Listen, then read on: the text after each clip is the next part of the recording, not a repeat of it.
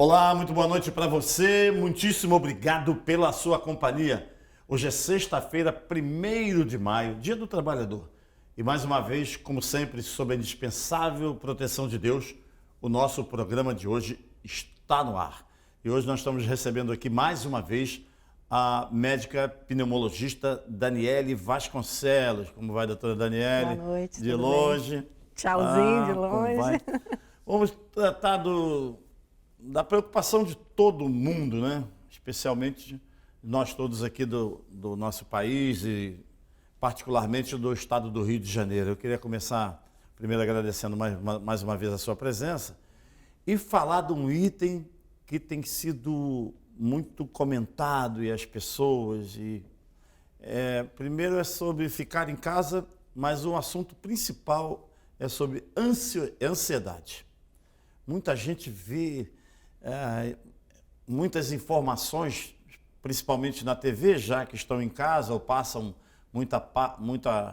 muitas horas do dia em casa. Para quem passa, estou falando para quem passa, não é para você que está na rua, não. Isso é um outro assunto que a gente vai abordar daqui a pouco. As pessoas vão tendo um excesso de informação, quantos morreram, quantos foram sepultados, e aquelas imagens mostrando sepultura, covas e pessoas sendo sepultadas uns sobre os outros, caixões, muitos caixões. Isso não traz na gente assim uma ansiedade demasiada? Boa noite, Mauro. Boa noite aos telespectadores do Fala Baixada. Essa questão da ansiedade é, assim, fato que vai ser um problema que vai se multiplicar a cada dia e, no futuro, possivelmente vai ser um dos males que o Covid vai deixar para a gente. O que a gente tem que lembrar é o seguinte: quando você vê uma imagem dessa na televisão, enfim, na rede social, você tem que lembrar que se você é acostumado a ver esse tipo de coisa. A televisão e a mídia social, ela mostra lá um paciente entubado, um paciente no âmbito de CTI, as questões dos enterros e dos velórios restritos. As pessoas, elas não têm hábito de assistir esse tipo de coisa. Não tem esse hábito. Você vai a um velório ou vai a um enterro quando é um ente querido, um conhecido, alguma coisa, mas você não tem aquela coisa de ficar vendo como se abre uma cova. Você não é um coveiro, a não ser que seja um coveiro, enfim, que trabalhe com isso. Então, essas imagens, elas chocam as pessoas. As pessoas ficam desesperadas.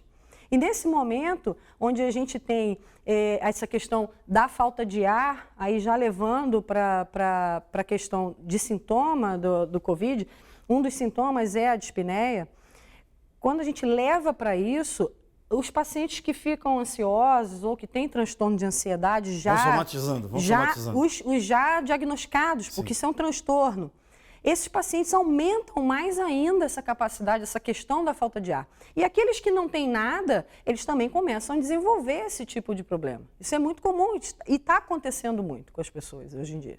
E como fazer? Qual é a dica? Eu desligo a televisão, é uma opção? Troco de canal? Ou ver um desenho, um filme? Eu vou falar o que eu costumo falar para os meus pacientes, né, que chegam com essa queixa. Tem chegado no consultório com essa queixa, no ambulatório, com essa queixa de, né, fica ansioso, fica com falta de ar, fica com aquela respiração suspirosa. Não assista. Não assista. Troque de canal, desliga a televisão, liga um rádio, enfim, vê um filme. Veja outro tipo de programação que não é essa. Se você está percebendo que aquela imagem ela está sendo massivamente colocada no ar, porque tem isso também, né? A gente tem que lembrar que isso gera audiência, tem gente que gosta. Então, se isso não está te fazendo bem, sai, desliga, é a melhor coisa que você vai fazer. Agora, isso é fato, né? Acontece muito nas emissoras de TV, especialmente na TV Globo. É nítido isso. Tem muitos programas que são informativos, mas quando ele entra toda hora e tem alguns especialistas ou o próprio apresentador, ele começa a falar, temos aí 5 mil, mas o certo mesmo, isso tem que ser multiplicado por 20, por 50, por 30, porque já tem uma projeção de que nesse momento no país tem 2.000 e pouco, 3.000 e pouco, mas na verdade serão 30 mil, serão 60 mil. Isso parte do imaginário das pessoas, que não há essa comprovação de nada. É uma ideia que se coloca e a pessoa que está aqui do lado de cá, que não entende nada, eu, por exemplo, outro dia eu estava assistindo o Siqueira Júnior, lá na nossa co-irmã Rede TV, que ele achava que não precisava ficar confinado, não precisava ir para casa, não precisava, ele defendia, achava que não tem isso, vamos trabalhar, vamos tocar a vida, não sei o quê, só que ele foi acometido com o vírus. Sim. Aí ele falou claramente, eu estou me cagando todo, eu estou isso e aquilo, porque eu estou apavorado. Esse termo, apavorado, ele é bem apropriado para as pessoas, principalmente como eu, de mais idade, já fica mais bolado, eu fico apavorado. O cara quer viver mais um pouco, ele não quer ir embora de repente. Aliás, não é só o velho, ninguém quer ir embora de repente, né? Claro. Mas isso acomete, o cara fica com medo do Covid e vai atravessando a rua, morre atropelado. Pode ser isso. Exatamente. Ele fica tão desesperado com as notícias e com as informações, essas informações aumentadas aí em 50 vezes. A gente tem como fazer cálculos, né? Isso é feito por setor de vigilância epidemiológica. E tudo isso são projeções que podem acontecer ou não, certo? Claro que existe mídia sensacionalista e que pega uma informação de 1.000 e ao invés de informar 1.000, vai informar 50 mil. A pessoa que está assistindo aquela informação, se ela não tem um outro parâmetro dessa mesma informação, ela vai acreditar naquilo dali, porque no primeiro momento a televisão, ela que está trazendo a informação para ela. Ela não vai ter acesso, é o que a gente fala que é o leigo, ele não vai ter um acesso técnico. Se ele for buscar no Google, ele não vai buscar uma notícia no Google de forma técnica. Ele vai buscar, ele vai colocar lá na barra de pesquisa e vai surgir um monte de informação. A maioria errada. A maioria errada. Claro que tem informações corretas, mas o leigo ele não consegue acessar isso. É muito comum. O paciente chega, ou a pessoa, enfim, vem me perguntar, não só em consultório, na rua, em qualquer lugar. Ele chega e vai perguntar alguma coisa, porque eu vi lá no Google isso. Então, às vezes, queixa de uma coisa e acha que é outra. Isso é muito comum. E aí vai gerando esse apavoramento das pessoas, vão ficando desesperadas e cada vez mais. No seu consultório, nos lugares onde você atende, tem acontecido muito o Covid e dentro de uma família, muitas pessoas contaminadas, as que estão mesmo lá trancadas? Tem acontecido? E tem acontecido também esse caso da ansiedade? Muito? Sim, tem acontecido. Isso é uma questão gradual. Eu estou mais ou menos me baseando em semanas, né? Essa última semana eu terminei a 6ª semana de atendimento, assim, mais forte com relação a isso. E a cada dia que passa, eu tenho recebido mais pacientes, tanto casos suspeitos, que tem lá os sintomas gerais, mas eventualmente não tem um teste realizado e a gente faz o diagnóstico clínico, não necessariamente a gente tem que usar um teste para fazer o diagnóstico, quanto casos positivos.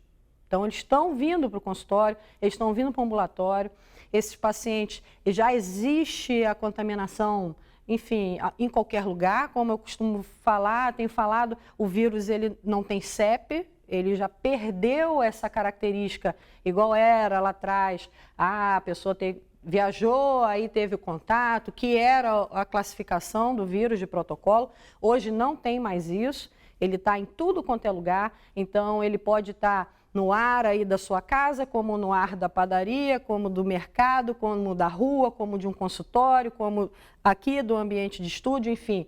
O ar é o mesmo, ele circula em qualquer lugar, a não ser que a gente morasse ou vivesse numa bolha. Aí teríamos o nosso próprio ar. Então, eu já tenho recebido esses pacientes e a cada dia esse número aumenta. Então, eu faço atendimento de consultório, então atendo pacientes leves e moderados, alguns eventualmente evoluindo para internação. A gente já começa a ter problemas com internação hospitalar.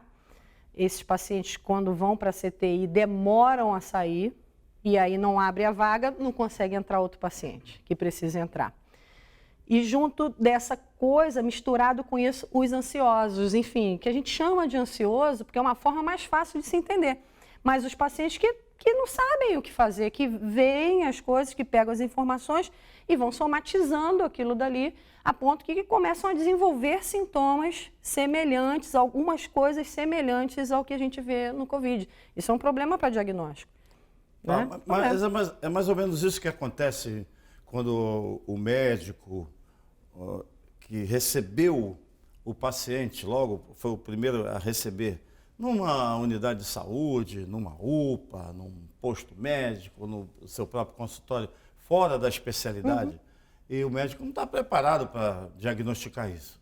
Eu conheço vários que logo na primeira apresentação, doutor, estou sentindo isso e aquilo, isso aí é uma virose, isso aí é uma chikungunya, é uma dengue. Demanda de uma observação mais detalhada, mais detida, para encontrar realmente o sintoma verdadeiro. Né? Sim, você tem que ter a percepção clínica, não é? Isso daí faz parte do médico, ele tem que ter a percepção clínica. Ele faz a anamnese, a gente faz as perguntas, os sintomas são característicos, apesar de serem a princípio de um resfriado, que é o que a gente fala de síndrome gripal. Esse paciente, quando ele chega, não importa, em emergência, em consultório, em ambulatório, no corredor do prédio, enfim, qualquer lugar. Ele chega com a queixa, né, e referente a essa situação atual, a gente chama isso de síndrome gripal. A gente não identifica já que isso é o Covid. Chegou, é Covid. Não é assim. E a gente começa a fazer o enquadramento disso. Ele chega e fala, eu tenho febre, eu tenho dor de garganta e eu tenho diarreia. Normalmente, num resfriado, você não tem diarreia. Aquilo já chama atenção. Opa, Covid dá diarreia. É assim que a gente vai montando esse quebra-cabeça. É um quebra-cabeça muito difícil. A gente tem que lembrar que a gente está lidando com um vírus que o ser humano não conhece. A gente conhece a maioria dos vírus. Tanto que você pega um resfriado no ano, você tem um contato com influenza comum, você tem um contato com ele, daqui a pouco no outro ano você tem, 2 meses depois, vai e volta, fica um resfriado, nariz escorrendo, febrinha e tal, vai embora. O coronavírus não, esse coronavírus não. Então, o que está acontecendo agora é que a gente tem contato com um vírus que ninguém conhece, que o ser humano não conhece, e a partir daí ele começa a gerar alguma imunidade contra isso. Por isso que a gente tem tanto problema. E vai contaminando, ele vai se alastrando. O vírus tem essa capacidade de se alastrar. Onde ele vai multiplicando rapidamente. E aí as pessoas começam a ter alguma imunidade, não está garantido ainda que é duradoura, que vai durar para sempre, igual quando você pega a catapora, que não tem nunca mais, né, que a gente fala, mas não tem isso. E aí cada pessoa vai evoluir de um jeito. Então, se o médico, o médico é da minha classe, e quem está atendendo, quem tem o poder de atendimento, vamos dizer assim. Se o médico não tem a sensibilidade de conseguir construir esse quebra-cabeça, de fato ele vai ter dificuldade de diagnóstico. Ele pode dar um diagnóstico que eventualmente pode incorrer aí, o paciente vai e volta, que é o que a gente escuta. Vai e volta, fui no hospital, mandou para casa, vai 4, 5, 6 vezes no hospital. Quando chega na 7ª vez, ele vai para o CTI, entuba e morre. Fato. Muito bem, doutora. Estou conversando aqui com a médica Daniele Vasconcelos, que é pneumologista, especialista nessa área.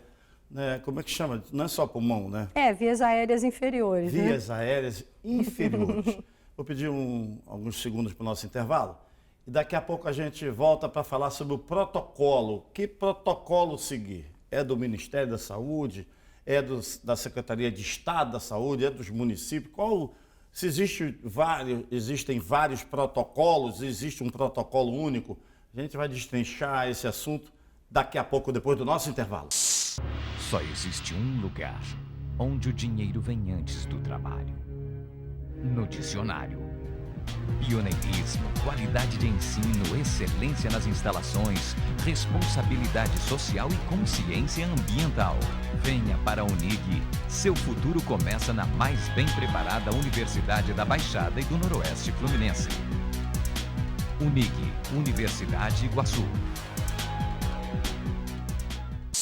Estamos de volta com o nosso Fala Baixada, conversando com a médica pneumologista Daniele Vasconcelos. Doutora Daniele, o protocolo que um secretário de saúde fala, o ministro fala, o cara da vigilância e saúde fala, o outro fala um tal do protocolo. Muita gente que está nos assistindo agora não sabe o que quer dizer esse tal do protocolo. Eu penso que o cara acha que o protocolo é aquele, você entra com um papel lá num departamento qualquer, o cara te dá um protocolo. Não é isso. Não tem nada a ver com isso. Vamos destrinchar primeiro o que é o tal do protocolo. A gente chama de protocolo tudo aquilo que serve para basear a gente, para informar a gente, para seguir uma certa norma. A classe médica. Classe médica, né? Classe de saúde, profissionais de saúde, não só médicos, né? Todos os profissionais de saúde, a gente tem algumas doenças, algumas questões técnicas que a gente segue protocolo, esse é o nome que a gente usa. Então segue norma, segue uma diretriz, segue um caminho, é isso que quer dizer. E nesse caso do Covid a gente tem um problema, que está relacionado a tratamento, a uso de medicação, porque, como eu disse anteriormente, é uma doença desconhecida, não tem ainda tempo hábil, né, tempo suficiente para se pesquisar e saber corretamente, adequadamente, qual é o remédio que se usa para tratar Covid. Então, visto isso, esses protocolos, eles servem para auxiliar a gente de alguma forma para a gente não fazer tanta coisa errada. Serve para isso. Mas ele tem protocolo federal, protocolo estadual e protocolo municipal? Tem. Um atrapalha o outro, muitas vezes? Um atrapalha o outro, muitas vezes. Muitas vezes. O Ministério da Saúde tem um protocolo feito para o Covid, está disponível no site do Ministério da Saúde, só ir lá que você consegue ler isso. Claro, é uma coisa técnica, as pessoas, a maioria não vai entender ou entende alguma coisa, mas está lá disponível e só não segue quem não quer. Simples. As secretarias de Estado de Saúde, em cima disso, em cima de informações da Organização Mundial de Saúde, em cima de pesquisa europeia, pesquisa americana, enfim, o Ministério também forma um outro protocolo, que esse é aplicado na rede estadual, ou deveria ser aplicado na rede estadual, e os municípios também formam seus protocolos. E correndo por fora, você tem a rede privada de saúde, os hospitais grandes, né? Temos alguns exemplos em São Paulo, principalmente, já têm os seus próprios protocolos. Esses não divulgados? Eventualmente não divulgados. Sim. Existem 2 hospitais grandes em São Paulo, eu acho que não tem problema nenhum falar, o Albert Einstein e o Sírio-Libanês, têm ótimos protocolos, né, de atendimento, e eles divulgam para a classe médica, para os profissionais de saúde, porque aquilo dali funciona. E o que a gente está fazendo hoje é isso, a gente está buscando os protocolos, ou os tipos, os caminhos, os melhores caminhos para conseguir tratar o Covid. Muitas vezes os protocolos desenvolvidos por esses hospitais, eles são conflitantes com o protocolo até do Ministério da Saúde? Sim, são conflitantes. São conflitantes. Conflita para o bem. Sim, sempre. Melhora exatamente, o sempre procurando melhorar. Porque, como não sabemos, de fato, a medicação A vai tratar. A gente não sabe. Aí surge uma medicação B. Opa, essa B eu fiz com 1, 2 pacientes e eles ficaram bem. Isso funciona. Gente, 2 pacientes no planeta é nada para pesquisa. O caso da cloroquina começou assim, desse jeito? Desse cloroquina. jeito. A cloroquina é uma medicação que a gente usa para malária, antiga, muito antiga, que a malária é uma doença que, de fato, não há interesse. A gente tem que pensar em interesse de indústria farmacêutica, tem muita coisa envolvida. Então, essa medicação a gente usa para malária há muitos anos, enfim, para tratamento, e usa também para doenças reumatológicas, artrite reumatoide, lúpus, quem tem essas doenças usa esse tipo de Só remédio. está dizendo que a indústria farmacêutica não tem interesse, ou o Ministério da Saúde não tem interesse em acabar com resolver o problema da malária? Sim, é possível. É possível sim, porque é uma doença endêmica na região norte. Até hoje não se resolve. Vou aproveitar já a sua ousada resposta para perguntar sobre um outro assunto. Pode ser esse o caso também da falta de interesse em esmiuçar, em colocar os nossos cientistas e a própria indústria farmacêutica para resolver o caso do diabetes, ou da diabetes, né? É possível, é possível. Interesse comercial gigantesco. Interesse comercial gigantesco. Não existe, se você não claro, eu estou falando daquela parte, daquela pequena parte que existe em toda a área, que acaba estragando todo o resto. Porque você tem muita gente boa que faz pesquisa, que procura a cura, remédio adequado. Às vezes é uma medicação barata. Remédio barato não dá dinheiro. Simples assim. Relação comercial. Remédio caro, ok. Então, o que a gente tem é isso. A cloroquina, né, a hidroxicloroquina, que é outra parte dela, é um remédio barato. É um remédio barato. Mas se você for na farmácia hoje, você vai encontrar ele bem caro. Olha, que é bem isso? Caro. Eu atendi pacientes já falando isso. Eu atendo pacientes com doenças reumatológicas que atacam o pulmão, também isso é muito comum, eles já têm relato disso, de não encontrar a medicação na prateleira.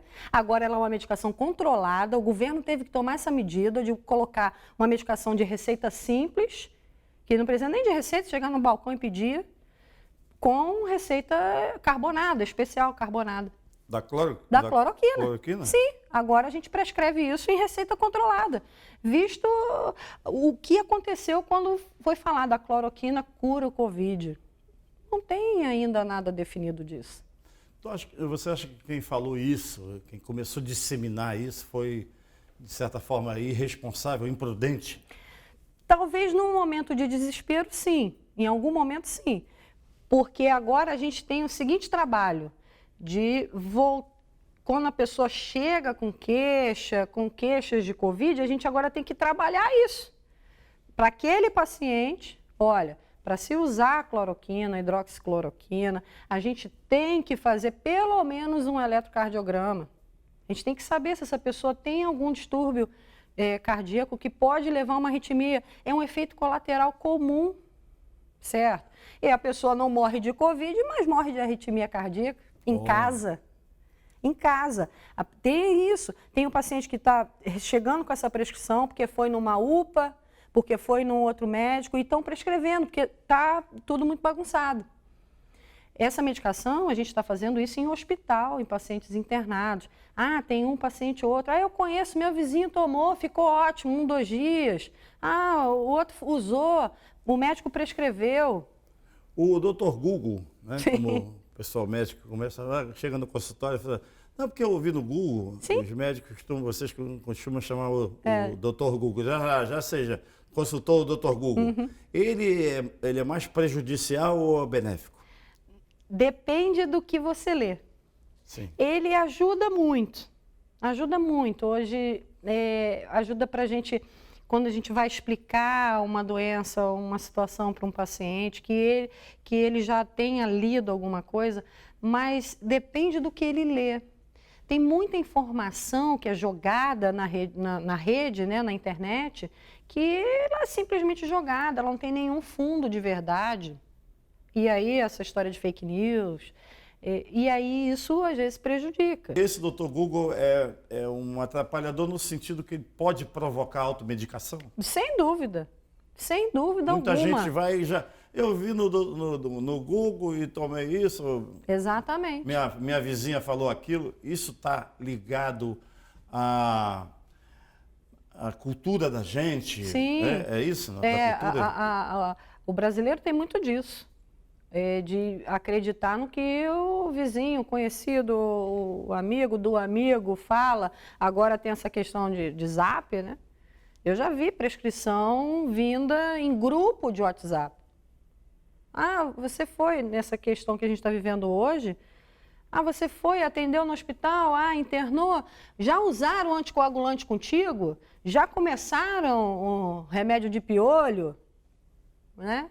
Já começaram o remédio de verme? Que são essas medicações que estão sendo usadas. O pessoal já sabe os nomes. As pessoas já sabem os nomes dos remédios. Já vão na farmácia e compram. Pois é, aí a falta de fiscalização nas farmácias também, que vem sendo afrouxada. Antigamente, o velhinho vai falar de coisa antiga, o velho sempre conta a história e você vai entender o que eu estou falando. A gente ia na farmácia, falava com um farmacêutico. É verdade. Né? É verdade. Hoje, o Conselho Regional Nacional de Farmácia exige que cada farmácia tenha ali um farmacêutico de plantão. Isso. Mas a gente não vê esses farmacêuticos de plantão. Quando a gente chega no balcão e pede um determinado medicamento, ou pergunta o balconista, não é Sim. o farmacêutico, te entrega um determinado medicamento e ele escreve numa ficha ali branca, uma fichinha ao lado e bota naquela cestinha. O que é aquilo, doutora? Ele recebe uma comissão, é isso? Depende do movimento da farmácia ali. De repente pode ser alguma descrição para caixa, para passar para caixa, uma ficha de atendimento. Enfim, cada farmácia tem um jeito.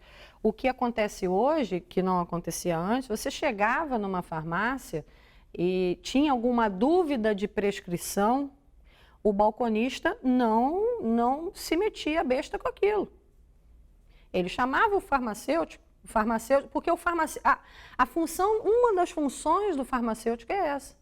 Ele destrinchar uma receita, ele dá orientação, isso é a competência do farmacêutico. Então, ele destrincha a receita. Se não tem aquela medicação, a gente passa em nome comercial, hoje a gente tem comercial, similar e genérico, e aí não tem aquela... Qual é a diferença do comercial, similar e genérico? O remédio comercial Sim. é o remédio raiz, vamos dizer assim, é o primeiro lançado. Aí você tem um remédio similar, que quando cai a patente desse remédio, quando o laboratório lança um remédio, ele tem um tempo que aquele remédio só ele pode fazer, que é a coisa da patente. Passa um tempo, aquela patente cai, que a gente fala, e aí outros laboratórios podem fazer o mesmo remédio. Aí eles colocam outros nomes, né? E a lei permite isso? Permite. Isso é regular. E, além disso, hoje, como aqui no Brasil tem a lei de genéricos, tem os genéricos, que aí sim é o nome da classe do remédio. É o nome mesmo. Amoxicilina, cefalexina, os termos do nome do remédio. Esse é o genérico. Esse é o genérico. O outro é o similar. Similar são os nomes comerciais, enfim, o nome fantasia. Nome fantasia. Aí a briga passa a ser por preço. Briga por preço. Entra na mesma questão. Na mesma questão. Estou entendendo. Doutora, eu queria ter uma dúvida também, eu queria perguntar. As pessoas vão muito numa farmácia.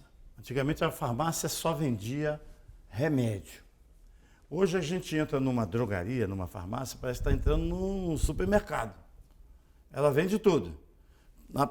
Perto do caixa tem todo um combate contra a obesidade, para você não... Mas perto do caixa, o caixa já tem uma lentidão nitidamente proposital. Eu sou um observador, né? Eu vivo observando o comportamento das pessoas. Então você está numa fila do caixa, o caixa não tem muito interesse, parece que ele é orientado para não atender com velocidade.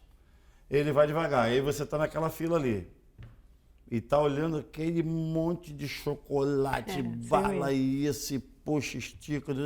Invariavelmente o cara pega um negócio daquele ali. Sim. E aí daqui a pouco ele vai ter que voltar para comprar um outro medicamento.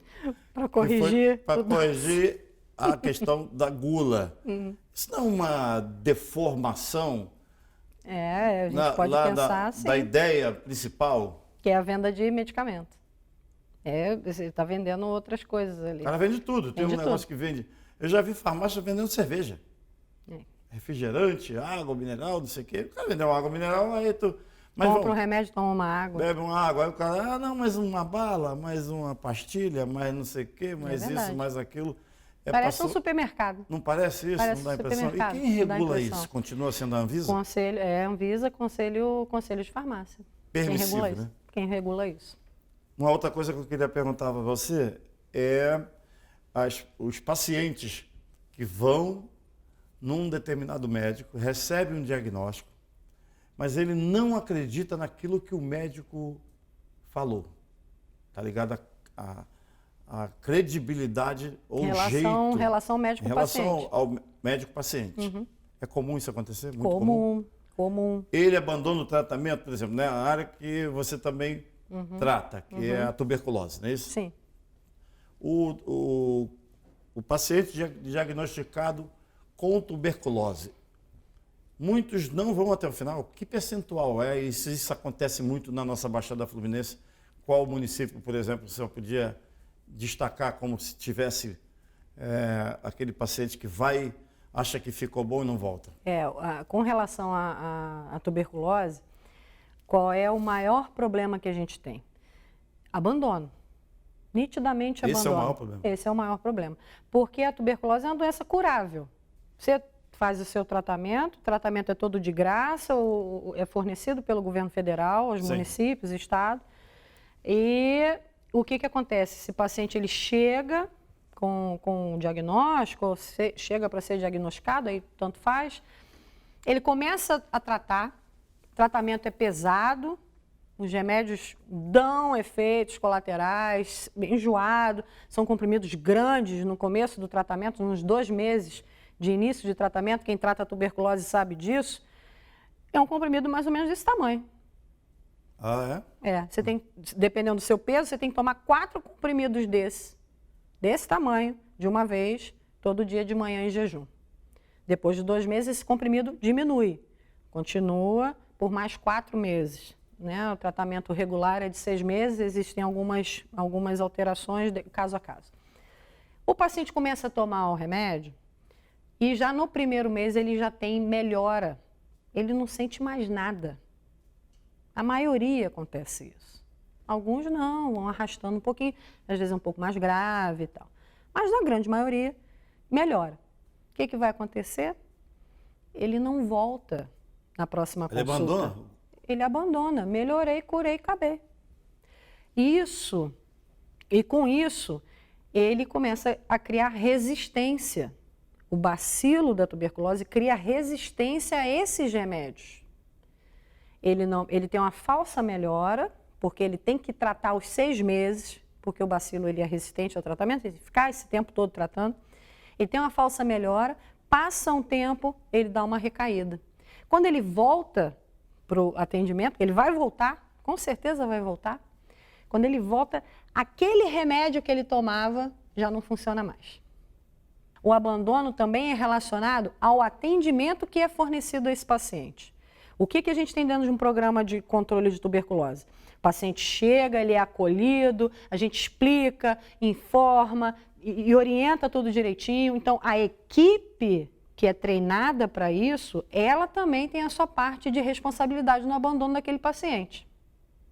Isso tem que ser falado. A gente não pode simplesmente jogar a culpa só no doente. Abandonou porque quis, porque ficou bom, não vou mais. Não, a equipe também tem sua parte de culpa nisso. Porque se a equipe não abraça literalmente esse paciente, ele tá com uma doença que é a mazela do mundo, certo? Tuberculose, hanseníase, AIDS, não vai me dizer que, né, são doenças que as pessoas gostam de ter. Claro. Então, se a equipe não trata esse paciente bem, se não explica claramente, olha, você tem isso, você tem tuberculose, você não tem pneumonia, você não tem resfriado, que você tem a tuberculose, essa doença é transmissível, mas se você não tratar, você vai morrer. Nesse período que ele abandonou por um período, meses, não sei qual período, ele está transmitindo para a família, para outras pessoas, e através de quê? Pode estar transmitindo, pode sim estar transmitindo. Existe a questão dele estar bacilífero, que é o nome que a gente usa, que é quando ele solta bacilo pela via aérea. Tipo Covid, por gotícula, por espirro, por tosse, por fala. Também é uma bactéria, um bacilo, é diferente, o Covid é vírus, que se transmite pela via aérea. Se esse paciente tem bacilo de tuberculose circulando ali na via aérea dele, ele está transmitindo. E ele pode estar transmitindo bacilo resistente. Por quê? É pior. Tomou pior? Muito pior. Muito pior, muito pior. Um tratamento de resistência, no mínimo 1 ano. Então, prestar atenção, gente. essa questão da tuberculose. O Rio de Janeiro, até então, até agora, até bem pouco tempo, era o primeiro lugar no Brasil em casos de tuberculose. O nosso Rio de Janeiro? Sim, primeiro lugar. Perdeu para Amazonas.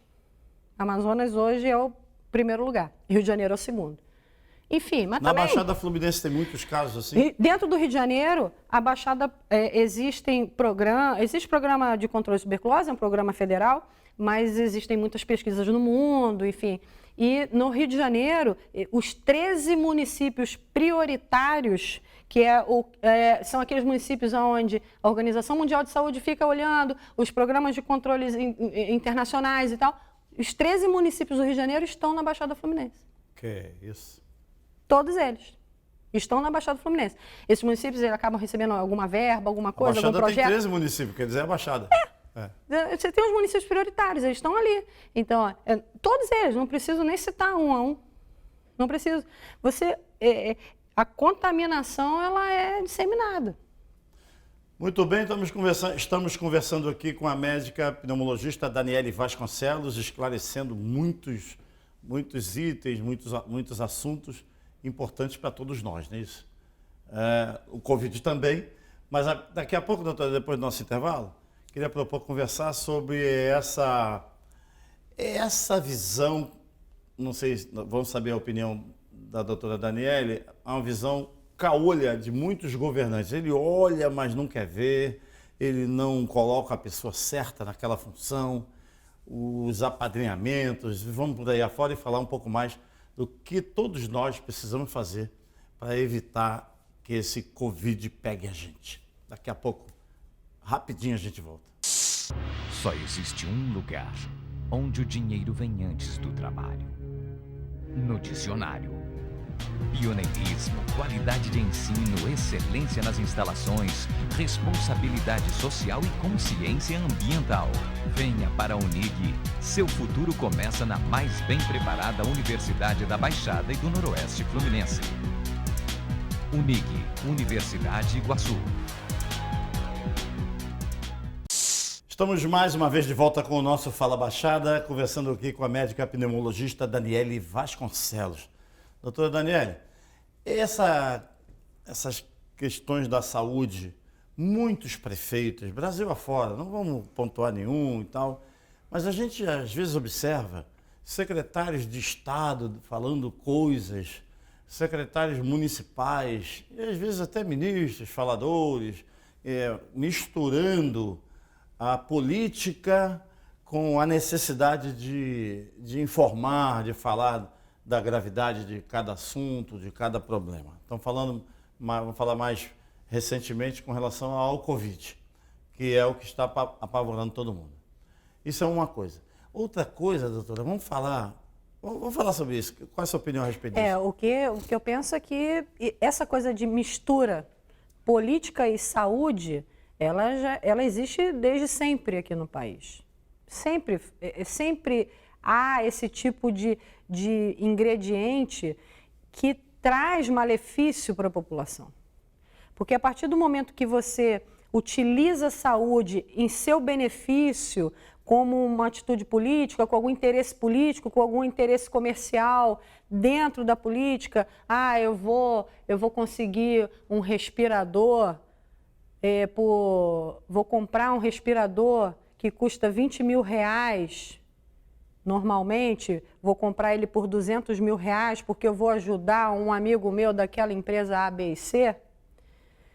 Isso vai diretamente acarretar o quê?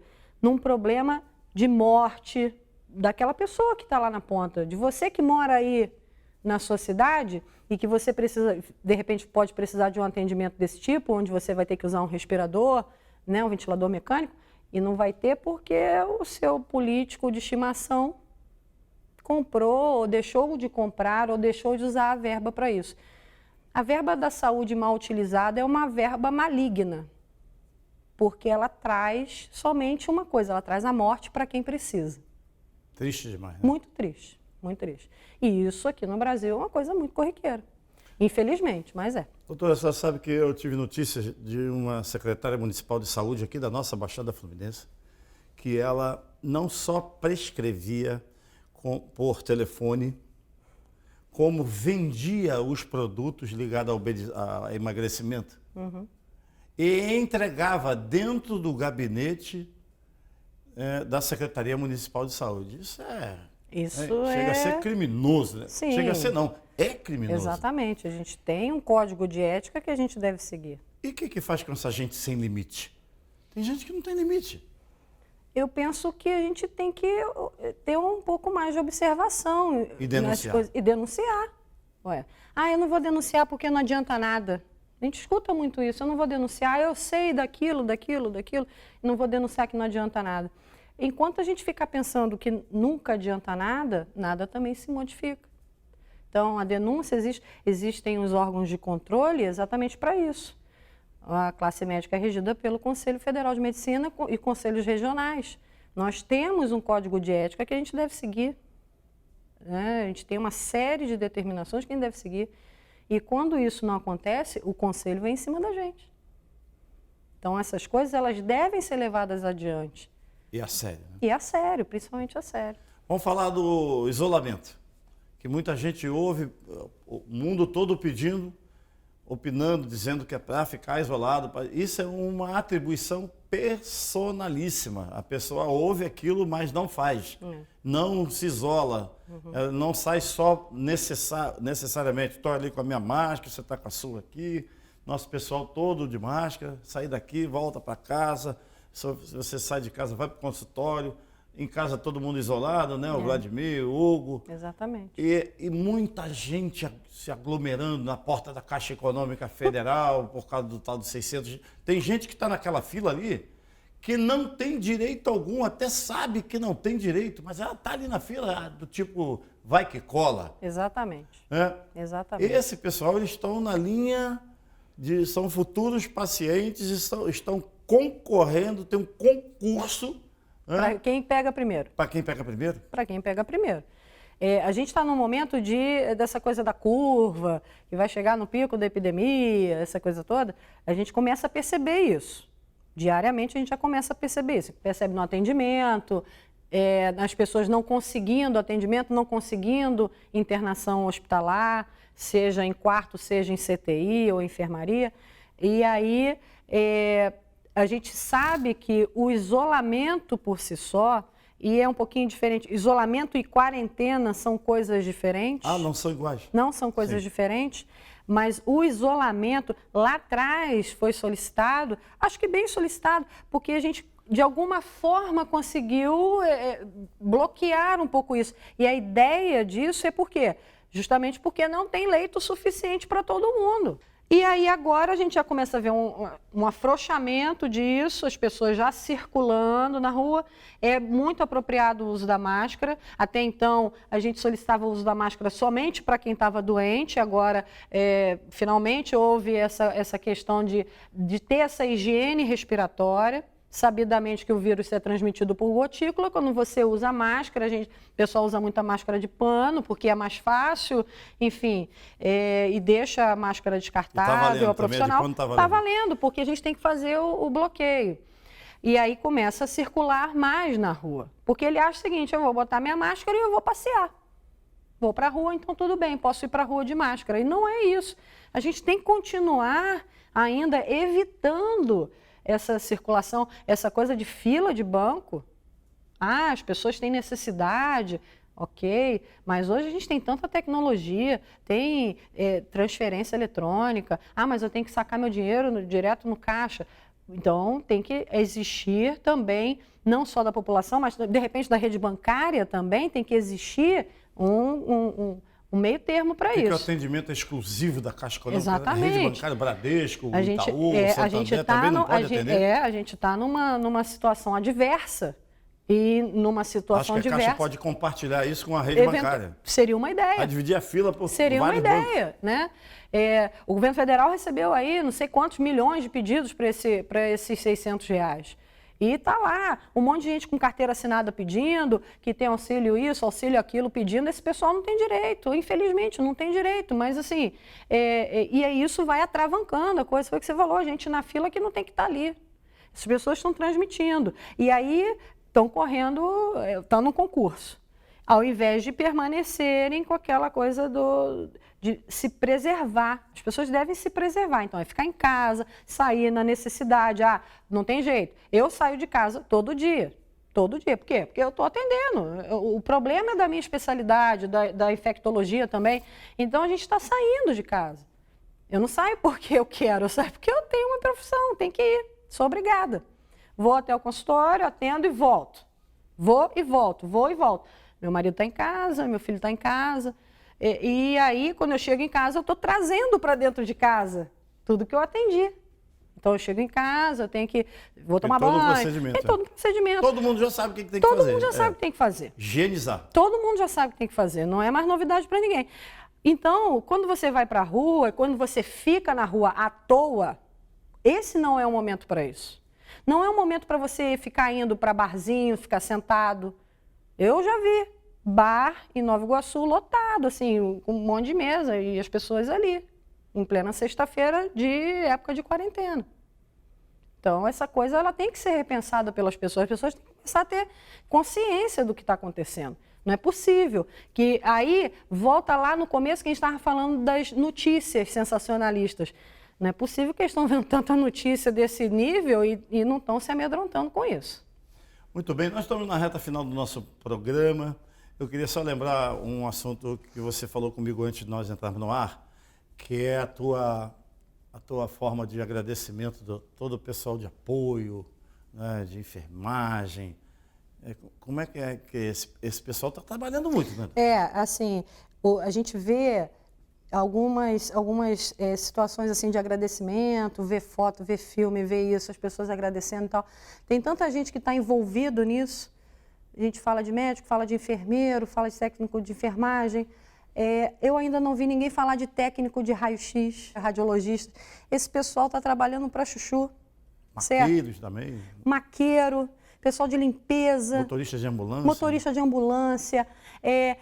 Pessoal de copa e cozinha, de hospital, está cozinhando, entendeu? Então, nesse momento, todo mundo assim, secretárias de consultório, tem isso, auxiliares de consultório de dentista, auxiliar de consultório dentário. Então, não é somente, a gente fala médico, enfermeiro, mas tem toda uma equipe ali envolvida nisso. Tem o segurança do hospital, ele está ali. Muitas das vezes aquele segurança ele tem uma doença pré-existente e ele está ali cumprindo a função dele. E está de frente com o problema. E nem profissional de saúde é. Vamos agradecer a todo mundo. Exatamente. Doutora Daniele, nossas câmeras inteiramente, totalmente à sua disposição. Infelizmente o programa já está terminando. É contigo. Então, assim, eu torno a falar, é uma doença realmente grave, ela está cometendo o mundo inteiro, então cabe a você se preservar, cabe a você preservar sua família, seus amigos, as pessoas que você ama. Talvez seja um momento de reflexão a respeito disso.